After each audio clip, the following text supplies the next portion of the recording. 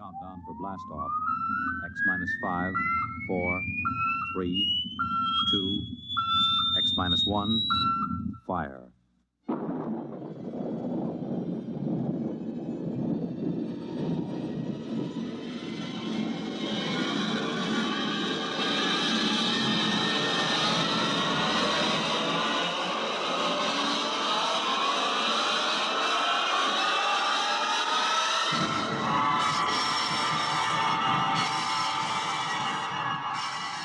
From the far horizons of the unknown come transcribed tales of new dimensions in time and space. These are stories of the future, adventures in which you'll live in a million, could be years, on 1,000 maybe worlds. The National Broadcasting Company, in cooperation with Galaxy Science Fiction Magazine, presents X minus 1.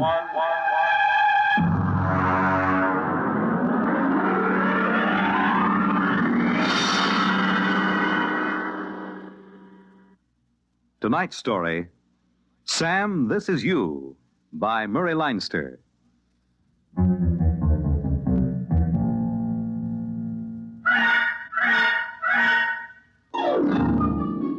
If I were you, I wouldn't believe a word of this story. I'm still not sure if Rosie does, and as a matter of fact, I'm not so sure if I do myself. And that's going some because it happened to me. And if I can't believe it, well, who can? I suppose it could have happened to anybody, although, on the other hand, maybe it couldn't have happened to nobody. And that's pretty mixed up, so maybe I'd better begin at the beginning. And in this case, that's not so easy as it sounds. For one thing, there's the question of where is the beginning? Well, anyways, I'm Sam Yoder. I'm a telephone lineman for the Batesville and Rappahannock Telephone Company. I got into that line of work because I was in a wire platoon during the war. I've been up more trees in the Ardennes forest in Belgium than anybody, except maybe a couple of squirrels, and they didn't have to string telephone wires. I guess it started because Rosie, she was my girl, Rosie. She thought I lacked ambition. And also get up and go. Yeah, anytime you say, honey, except it's one of those jitterbug things, and I can't jitter much. I don't mean dance. I mean stick-to-itiveness. Now, honey, that's ridiculous. A telephone lineman has more stick-to-itiveness than anybody, or he'd fall right off the pole. Huh? Want another drink? Sam, are you trying to get me drunk? No. Well, only there's a $3.50 minimum in this place, and I hate to see it go to waste. I'm discussing your future, Sam. Okay. Do you think a telephone lineman's life is right for you? Well, has its ups and downs. Sam. I'm sorry. I warned you once more, and I'm going to ask you to take me home, even with a $3.50 minimum unexpired. Yeah, okay, honey. Now, what are you doing to improve yourself? Nothing, I guess. Why don't you take one of those correspondence courses? You know, the ones with a picture of Arthur Godfrey, and he says, I was awful in high school arithmetic till I sent in the coupon. What does he need with high school arithmetic? It's the principle of the thing. Sam, I'd hate to think I was engaged to a man who didn't improve himself. Well, I'll figure something out, honey. You don't want to spend all your life with your arms around a pole. Well, it was all right with George Sand. Is he working at the company now? No. George Sand. She was in She? Yeah, sure, honey. It was a pen name. You see, she was in love with Chopin. You get it? No. Well, he was a pole, you see? Arms around a pole. You get it now? Yes. Now I get it. Sam, take me home immediately.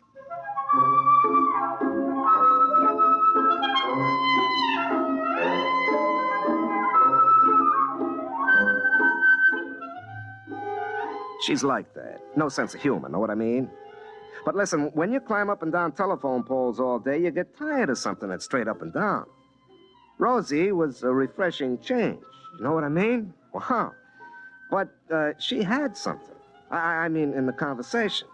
So I started taking those electronic courses, you know. I'd been at it a couple of months when I asked Rosie to come down to my basement. I certainly will not. Well, why not, baby? Sam Yoder, I'm a respectable girl. Honey, if I had anything else in mind, would I ask you to leave a nice, comfortable porch swing to go down to a whitewashed concrete basement? I guess not. Okay. Come on. I want you to see something. What? It's a big surprise. Right here, over on the bench. Take a look. Sam Yoder, have you been taking Papa's television set apart again? No, honey, not... Last time you got the channels mixed up and all Papa could get was Jane Mansfield. Mama had to finally take the fuse out and hide it. It's not a television set. It's my invention. Oh. What does it do? Well, I got the idea at the shop. I was looking at the blueprints of the multiple circuit stuff. You know, how to send 100 messages over the same wire. Well, I got this idea about how to have private conversations on the party line. Actually, I got the idea calling you up with the whole street listening in. Does it work? Well, almost. I got a few bugs in this mess of garbage here. Sam, that's no way to talk. Well, honey, all the engineers talk that way, and they're college men with fraternity pins. Well, then I guess it's all right. When will you have this fixed up? Oh, I don't know. I'll have to tinker with it a little. It's just like you, honey. Sam, you do not have to tinker with me. Honey, I mean electrically like you. High voltage and a lot of current, but too much resistance. You get it, honey? I mean like an electrical circuit. Resistance is... I get it. Sam, take me home immediately.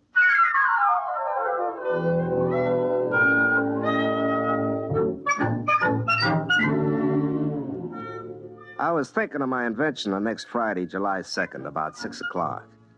I was up a pole near Bridges Run, hunting for a break where the party line went dead. I hooked in my linesman's phone, but I couldn't get central. I was just about to pull my phone and get down when... Hey, that's impossible. The line checked out dead. Hello, who's this? Sam, this is you. Huh? What's that? This is you. You, Sam Yoder. Don't you recognize your own voice? This is you, Sam Yoder, calling from the 12th of July. Look, Mac, I'm working and I'm 50 feet up. Don't hang up. I'm not hanging up, but you'd better. Now, wait a minute. Do I know you? The voice is familiar. Sam, it's the 2nd of July where you are, and you're up a pole by Bridges Run. The line's dead in 2 places, or else I couldn't talk to you. Lucky, huh? Whoever you are, it isn't going to be lucky for you. But I'm you, and you're me. We're both the same Sam Yoder, only where I am, it's July 12th. Where you are, it's July 2nd. You've heard of time traveling? Well, this is time talking. You're talking to yourself. That's me. And I'm talking to myself. That's you. And it looks like we've got mighty good chances to get rich. Look, I don't believe this. All right, then listen. Do you remember the time you were out with Rosie at the drive-in movie over at the Wing? And the couple in the convertible next to you were naked. And then Rosie...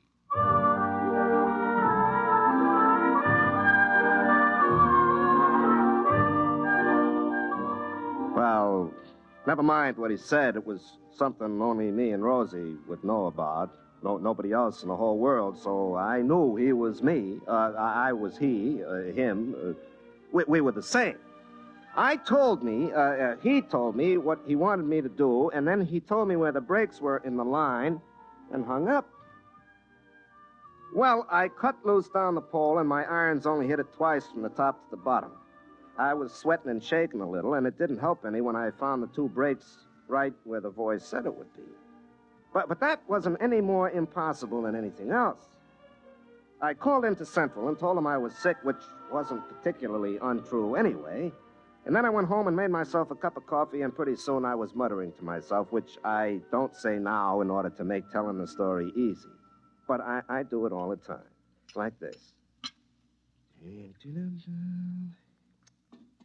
got a good cup of coffee here, Sam, old boy. Instant, but strong. Oh, now there isn't any weak-mindedness in my family, and the company psychologist said I grew up stable. Was it inner stable? Well, anyways. Nobody but Rosie knows I told her nose is so cute I couldn't believe she ever had to blow it. Maybe it was me talking to myself.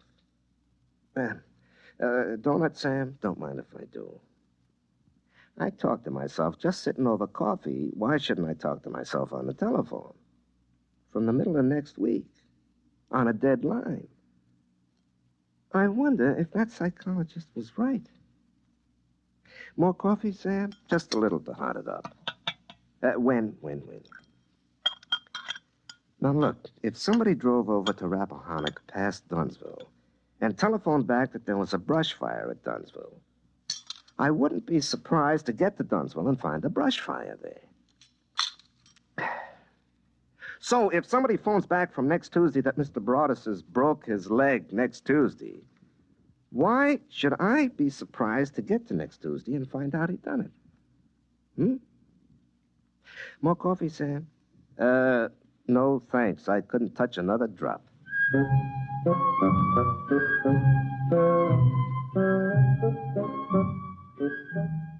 You see what I mean?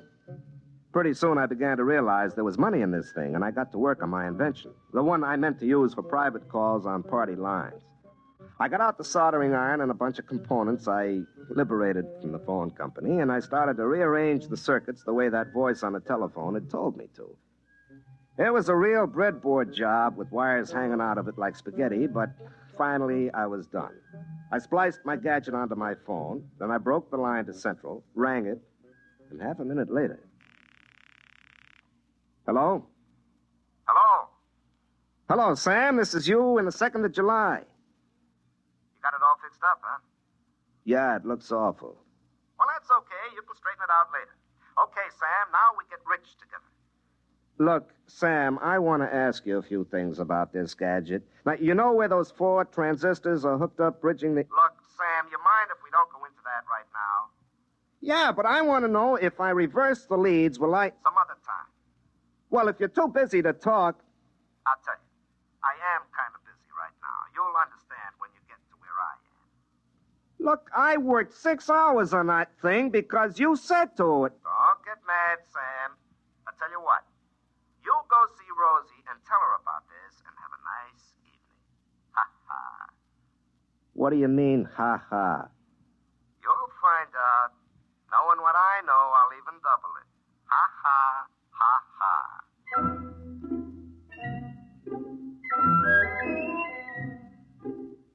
I went over to Rosie's house. Her old man was watching Diana Dors on the television, and her mother was watching her old man, so I took Rosie by the hand and led her out onto the porch. I could see the moon glinting off eyeglasses as all the neighbor ladies leaned forward in their porch rockers to watch us. I always felt a responsibility to those ladies, and usually I try to make it worthwhile to them staying up so far past their bedtimes. But tonight, I had other things on my mind. Sam, you didn't slick down your cowlick. I've told you, if you go on a date without slicking down your cowlick, it shows you have no respect for the girl. Rosie, forget my cowlick, huh? I could go inside and get some mustache wax. Pa keeps it because his crew cut always goes limp when the humidity gets above 60%. Rosie, will you listen to me? I've made up my mind to get rich. You ought to have everything your little heart desires. Now, suppose you tell me just what you want. I want your cowlick to lie down so I won't be ashamed in front of the neighbors. No, honey. Mink, chinchilla, a sports car, anything, whatever you want. Do you feel all right? Now, listen, honey. Nobody knows it, but tonight Joe Hunt and the widow Backus are eloping to North Carolina to get married. We'll find out about it tomorrow. And day after tomorrow, on the 4th of July, Dunsville is going to win the baseball game with Bradensburg, 7-5, all tied till the 9th inning, and then George Peavy is going to hit a homer with Fred Holmes on second base.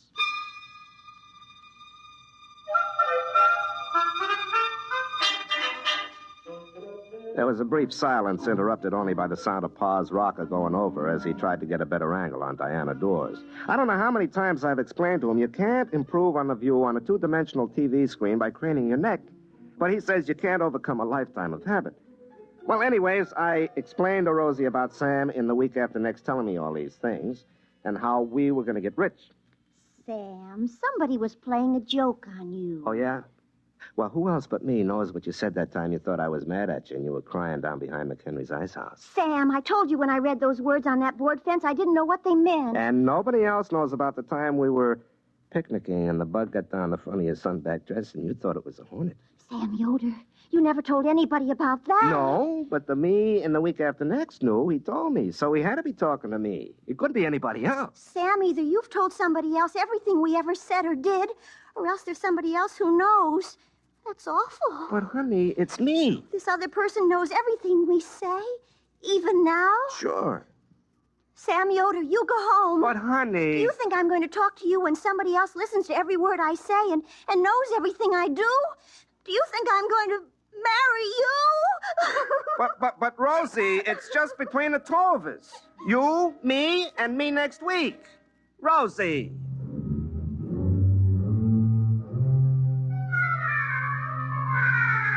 I stayed around till her father came out and asked me to go home so Rosie could finish crying and he could watch Hell's Angels on the Late Show in peace. On the way back to my house, I got madder and madder. Sam, in the week after next, could have warned me about this, the louse. Well, I plugged in my gadget and rang, but I guess there was nobody home on July 12th because there wasn't any answer. And there wasn't any that night when I got home from work either. So I went around to see Rosie.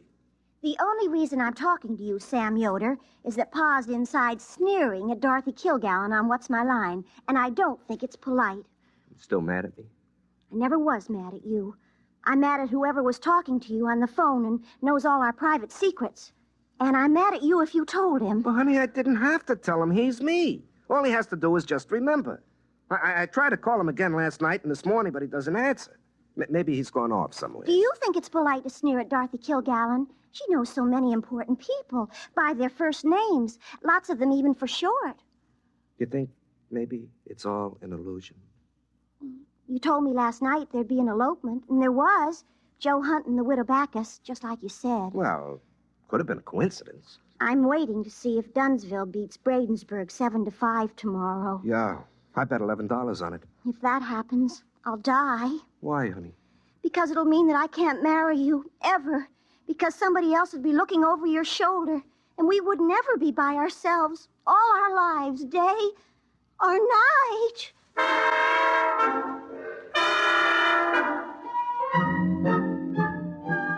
The next day in the big 4th of July ball game, it was tied in the ninth. Then George Peavy hit a homer with Fred Holmes on second base, and Dunsville beat Bradensburg 7-5.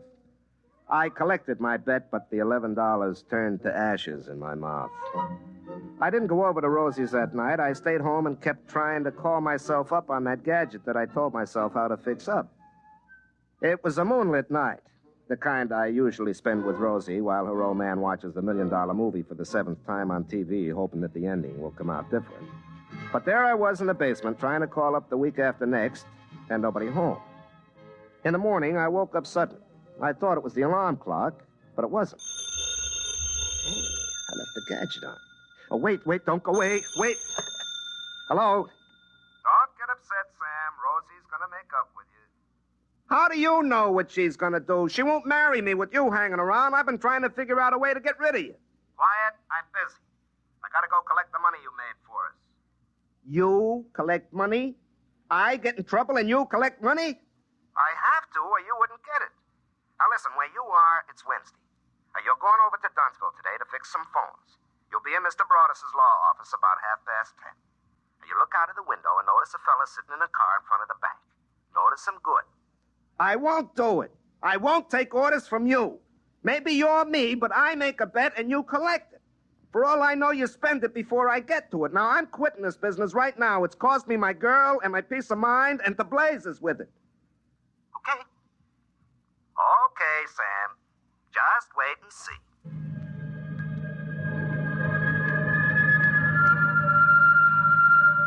The trouble with a story like this when you tell it is there isn't any suspense, like one of those old movies where a gypsy fortune teller tells George Raft he's going to be head gangster and fall in love and finally get shot by his best friend, played by Ralph Bellamy. And then the rest of the picture just goes like a local commuter train following a schedule. Well, sure enough, I was ordered over to Dunsville to fix the phones in Mr. Broadus's office. Well, at 10:30, I happened to look out of the window, and there, sitting in a car with the motor running, was a reddish-haired man. Then suddenly 2 other men come running out of the bank carrying bags. Mr. Harrison, the guard, is shooting at them. And they're shooting back. And the car takes off like a big bird and shoots out of town. And Fred Hale comes tearing after him in the squad car right down Olympia Street. Unfortunately, Mrs. Monroe was turning left into the supermarket parking lot. She happened to be coming from the far right lane.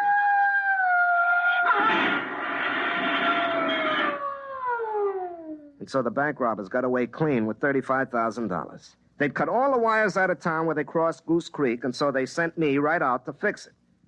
I was up the pole right next to the creek working, and, like usual, talking to myself. Sam, do you realize what that was? A bank robbery.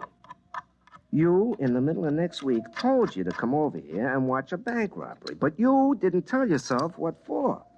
You didn't tell yourself to stop it. Sam, that other you is a born crook.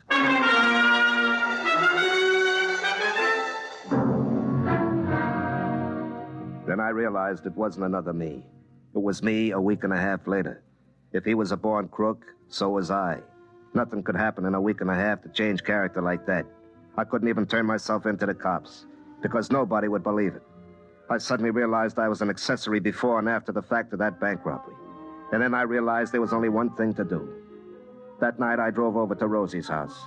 Her father had a jacket and tie on because he was expecting to visit Her Supreme Highness Princess Grace of Monaco and Slapsy Maxie Rosenblum with Ed Morrow face to face.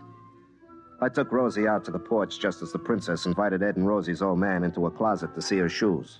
Sam, what's the matter? You look awful. I am awful. Rosie, I come to tell you goodbye. I just found out I'm a criminal, so I better go and commit my crimes far away from hearth and friends who would be hurt. Sam, what's happened now? That bank robbery. I knew all about it before it happened. I called myself up and told myself, but I didn't let myself stop it. Don't you see? I'm an accessory both ways against the middle. I'm a criminal. So, Rosie, goodbye. Sam, you sit right down. Oh, it's in the blood, I guess, or the genes. What do you think in my case it was?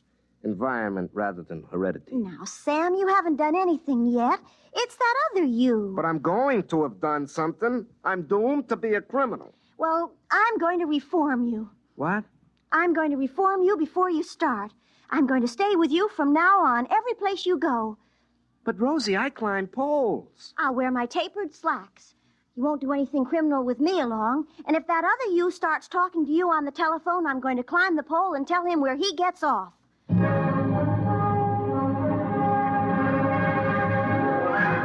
And that's just what she did.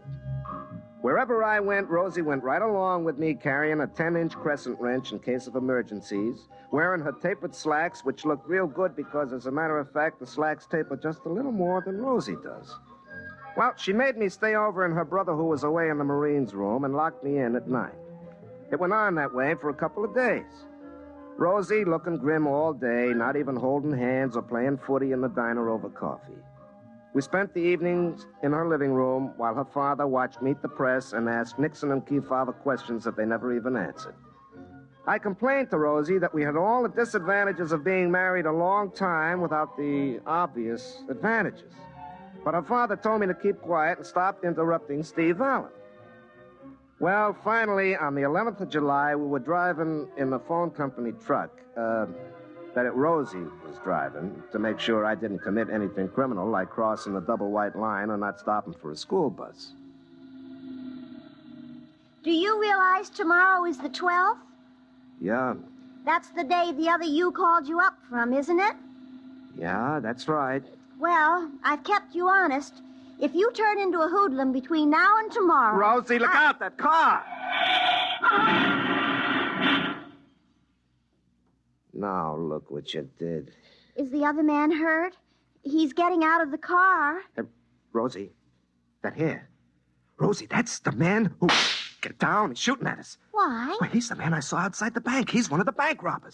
Look out, he's coming this way. He looks awful mad. Why not? We smashed his getaway car. Rosie, get behind me. I'll protect you.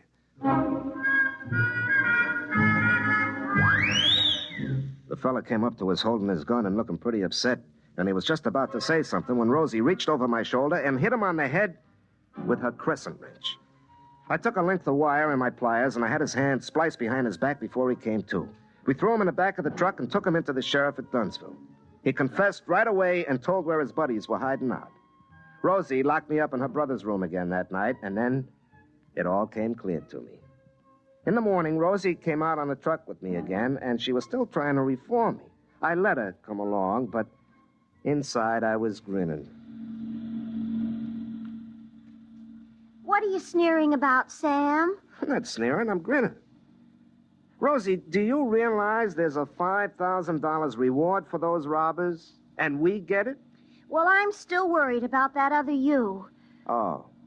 Well, we'll take care of that right now. Sam, what are you doing? Now, just a minute, honey. I gotta climb that pole. Sam,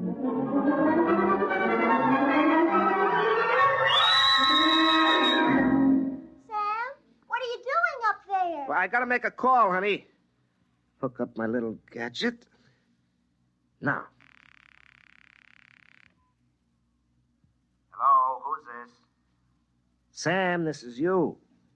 Huh? What's that? This is you. You, Sam Yoder. Don't you recognize your own voice? This is you, Sam Yoder, calling from the 12th of July. Look, Mac, I'm working and I'm 50 feet up. Don't hang up.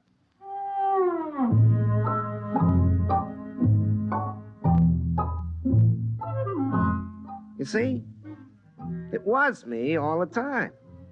Here it was in the 12th of July, and I was talking to myself back in the 2nd of July, and it was the same conversation word for word. Oh, Sam, then it was you all the time. Uh-huh. Back in the 2nd of July, he's cussing me out just the way I did. And he'll fix this gadget up the way I just told him. Then we still have our secrets. Oh, sure, honey. I'll remember when I call me up tonight 10 days ago, I'm going to be very busy. And I won't want to waste time talking to myself a week and a half ago. Now, Rosie, what do you suppose I'll be doing tonight that would make me not want to waste time talking to myself 10 days ago? Rosie? Oh, Sam, we'll have all tonight to ourselves. There's a big spectacular in compatible color with Esther Williams, and Pa will spend the whole night twisting the dials trying to get the color right. He'll be furious. But your set is black and white. That's why he'll be furious. Well, how do you like the nerve of me calling me up and interrupting me at a time like that? Well, it won't take long, honey. I haven't got too much to say to myself this time.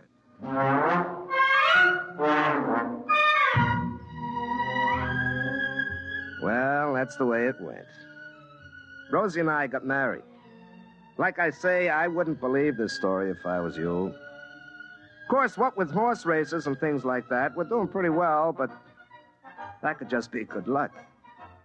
But folks around this part of the country don't want to bet with me. I am the only one in the country who won a bet that Don Larson would pitch a perfect no-hit, no-run game in the World Series. You see, I had a little advance information. You have just heard X-1 presented by the National Broadcasting Company in cooperation with Galaxy Science Fiction Magazine, which this month features Of All Possible Worlds by William Tenn, a story which demonstrates that changing the world is simple. The trick is to do it before you have a chance to undo it. Galaxy Magazine, on your newsstand today. Tonight, by transcription, X-1 has brought you Sam, This Is You, a story from the pages of Galaxy written by Murray Leinster and adapted for radio by Ernest Kenoy. Featured in the cast were Larry Haynes as Sam and Pat Hosley as Rosie. Your announcer, Fred Collins. X-1 was directed by Daniel Sutter and is an NBC Radio Network production.